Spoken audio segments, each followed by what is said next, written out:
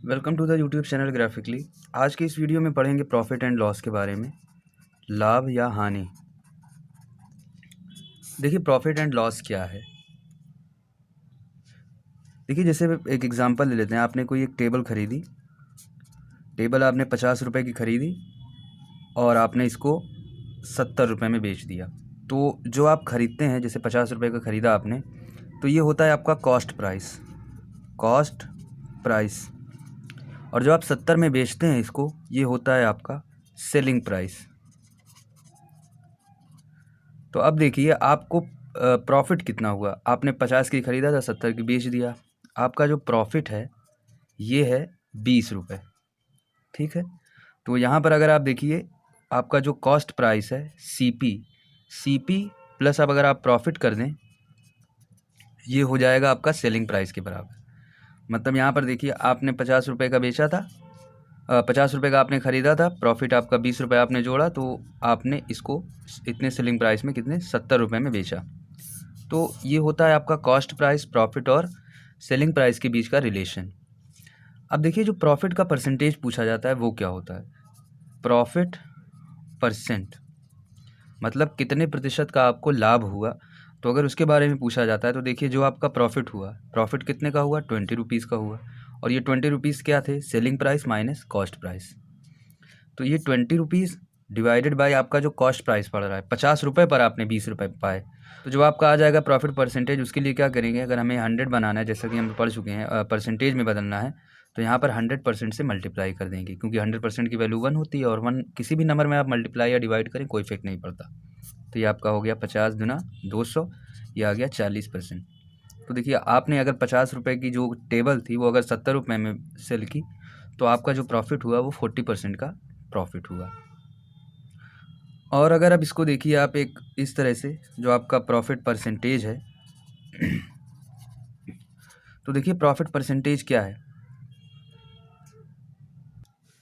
Profit percentage है आपका selling price minus cost price, जिसकी वैल्यू 20 है, और डिवाइडेड बाय आपका है कॉस्ट प्राइस, और इनटू में हमने 100 से मल्टीप्लाई कर दिया, तो ये हमारा आता है परसेंटेज के फॉर्म में। ठीक है। तो अब इसको थोड़ा सा सॉल्व कर दें। अगर ये आपका CP इंटू में परसेंटेज, प्रॉफिट के परसेंटेज को हम लोग P से दिखा रहे हैं, और ये हो गया आपका SP माइनस CP, ये है, और यहाँ पर 100% में है ये दोनों आपका।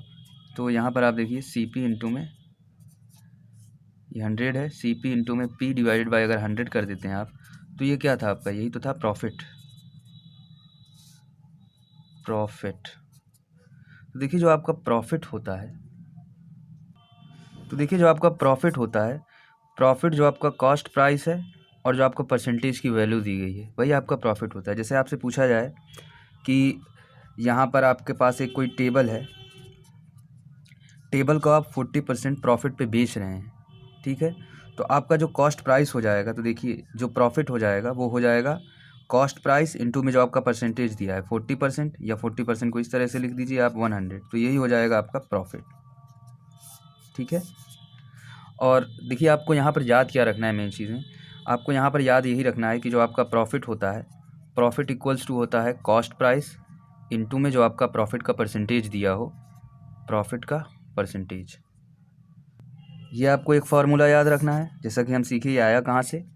और नेक्स्ट आपका जो होता है फार्मूला वो ये है, जैसे यहाँ पर अगर आप इस वैल्यू में रख दें, यहाँ पर देखिए प्रॉफिट की वैल्यू का फार्मूला में ये पता है, तो यहाँ पर अगर आप रख दें CP प्लस CP इंटू में P परसेंटेज या P/100, आपका ये दोनों की वैल्यू सेम है, इक्वल्स टू क्या आएगा, सेलिंग प्राइस। तो यहाँ पर अगर आप कॉस्ट प्राइस कॉमन ले लीजिए, क्या आ जाएगा, 1 + P% equals to selling price. और आपको ये दूसरा फार्मूला याद रखना है, जैसे कि हम परसेंटेज में पढ़ते थे कि जैसे मान लीजिए अगर 5% की इंक्रीमेंट हो रही है, तो यहाँ पर हम लोग लिखते थे 1 + 5%। मतलब पहले कॉस्ट प्राइस आपका कुछ था, जैसे मान लीजिए अगर कहा जाए X है और X में 5% की वृद्धि हो जाती है, तो पूछा जाता है फाइनली क्या हुआ। तो यहाँ पर देखिए X था, अब X से बढ़ के आपका 50% जो है इंक्रीज़ हो गया। तो पहले X था, अब X बढ़ गया, X का 50% और बढ़ गया, मतलब X इंटू 50%। तो यहाँ पर आप इसको डायरेक्टली इस तरह से लिख सकते थे 1 + 50%। ठीक है। मतलब पहले 1 था, अब 1 से 50% हो गया और बढ़ गया, मतलब टोटल कितना हो गया, 150% हो गया।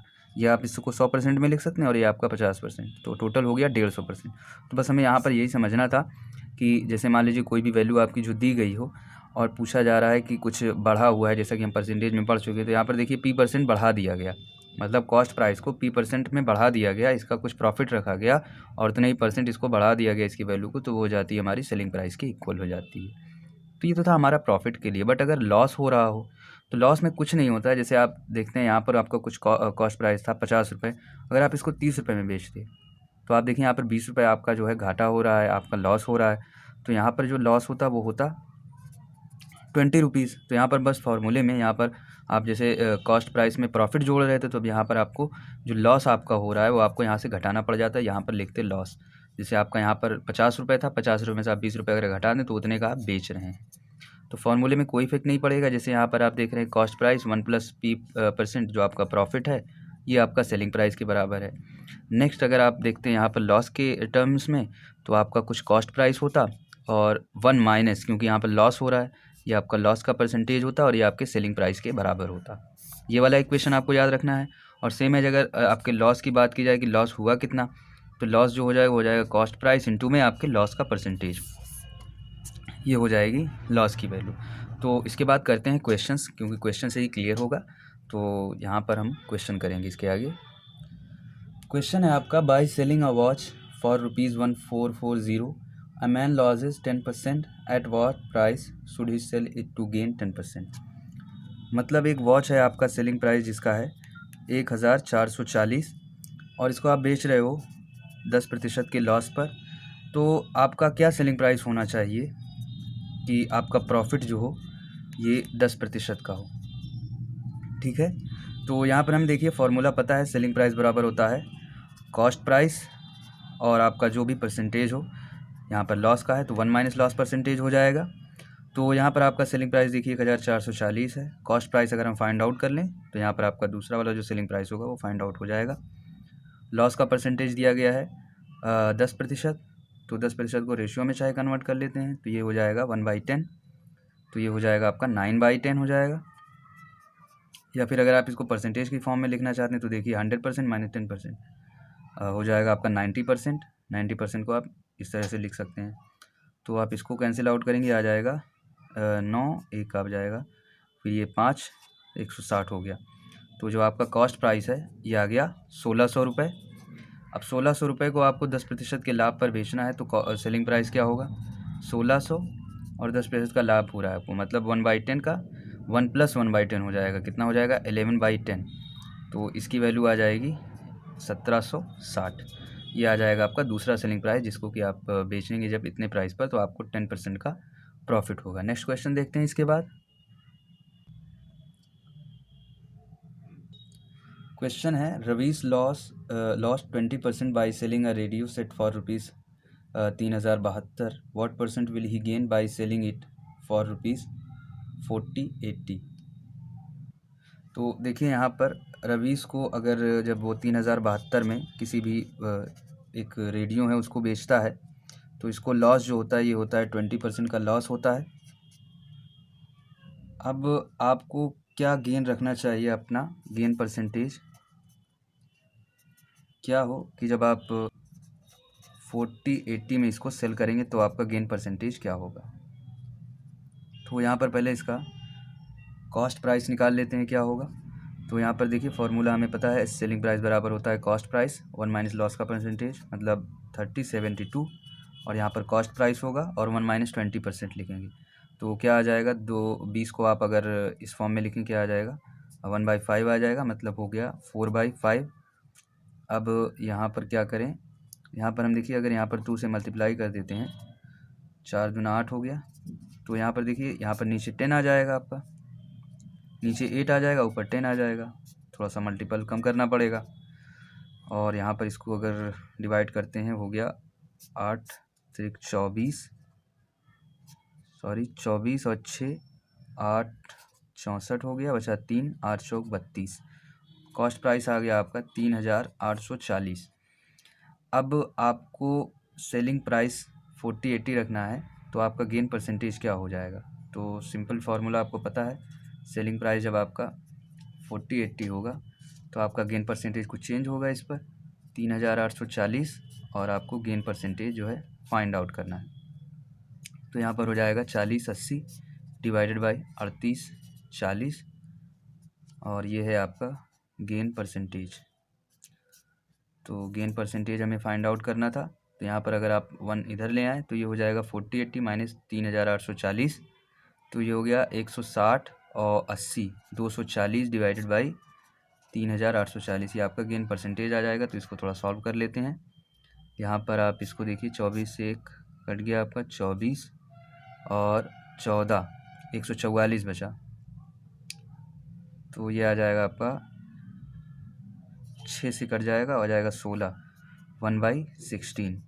अब इसको हमें परसेंटेज में बदलना है तो 100 से मल्टीप्लाई कर देते हैं, तो ये आपका परसेंटेज में चेंज हो जाएगा। ये हो जाएगा 4, ये हो जाएगा 25 और इसको भी थोड़ा सॉल्व कर लें तो आ जाएगा 4 छक 24 बचा 1 आपका, 4 दूना 8 और 4 पंजे 20 6.25%। ये आ जाएगा आपका गेन परसेंटेज जब आप 40-80 पर इसको सेल करेंगे। इसके बाद नेक्स्ट क्वेश्चन देखते हैं। देखिए नेक्स्ट क्वेश्चन है, a vendor sells apples at 10 for ₹1 gaining 40%, how many apples did he buy for ₹1।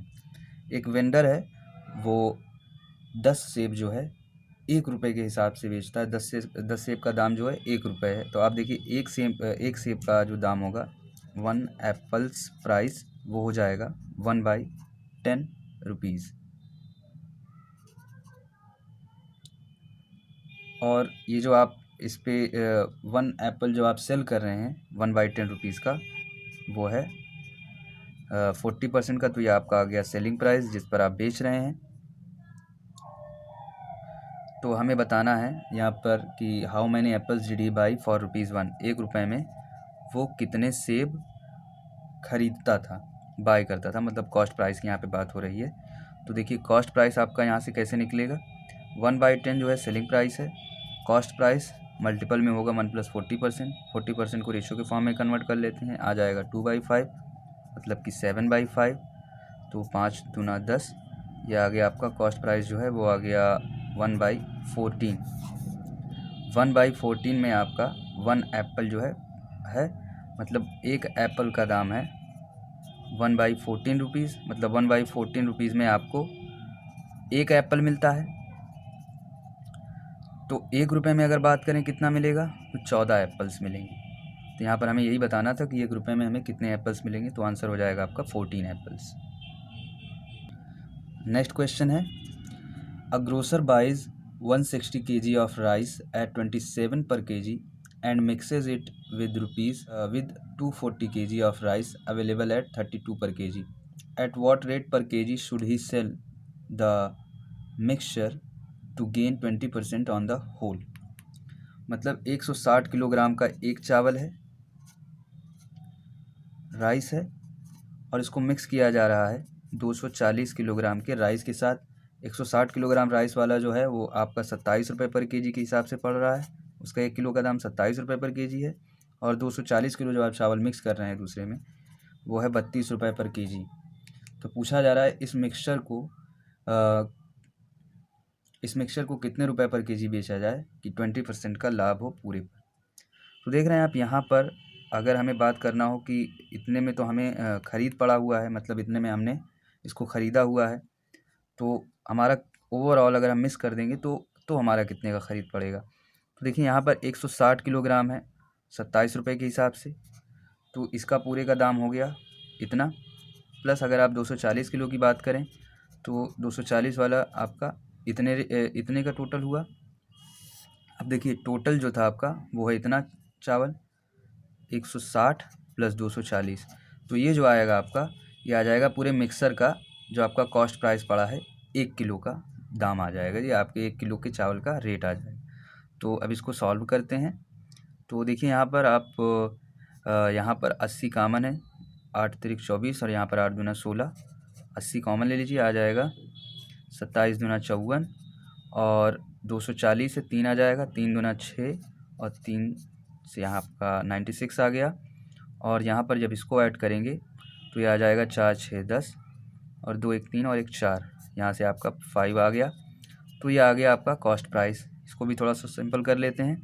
ये हो गया 150/5, मतलब हो गया 150/5 आपका आ गया 30 रुपये जो पड़ रहा है इस पूरे मिक्सचर का कॉस्ट प्राइस पड़ा है, मतलब 30 रुपये पर केजी आप इस मिक्सचर का आपको ये कॉस्ट प्राइस पड़ा। जो आपका कॉस्ट प्राइस है ये 30 रुपीज़ है पर केजी। अब हमें बताना है कि अगर हमें 20% लाभ चाहिए हो